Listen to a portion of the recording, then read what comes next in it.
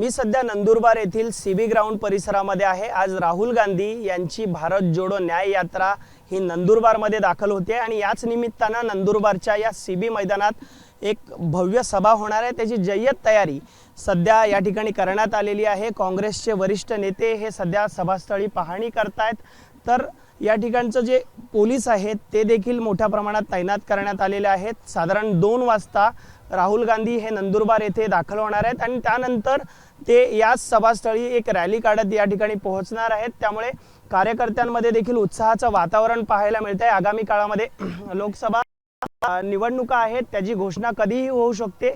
मात्र परंपरेनुसार वर्षानुवर्ष गांधी घराण्याने लोकसभा निवडणुकीची सुरुवात ही महाराष्ट्रातील नंदुरबार येथून केलेली आहे आणि तीच परंपरा कायम ठेवत आता राहुल गांधी देखील आगामी लोकसभा निवडणुकीच्या पार्श्वभूमीवर याच महाराष्ट्रातील नंदुरबार येथून आपल्या सभेला सुरुवात करणार आहेत। त्यामुळे आता या सभेमध्ये आणि या भारत जोडो न्याय यात्रेनिमित्तानं राहुल गांधी या ठिकाणचे जे सर्वसामान्य लोक आहेत त्यांना नक्की काय त्यांच्या निमित्तानं घोषणा करतात, तसेच आगामी काळात जर निवडून आले तर काय योजना या ठिकाणी लागू होऊ शकतात, याबाबत कोणत्या घोषणा राहुल गांधी करतात हे पाहणं महत्त्वाचं ठरणार आहे। मात्र राहुल गांधी यांच्या भारत जोडो न्याय यात्रेनिमित्तानं काँग्रेस नेत्यांमध्ये आणि काँग्रेस कार्यकर्त्यांमध्ये सध्या उत्साहाचं वातावरण राज्यभरात पाहायला मिळतंय। कॅमेरामन अरविंद वारगेसह मी अल्पेश करकरे, एबीपी माझा, नंदुरबार।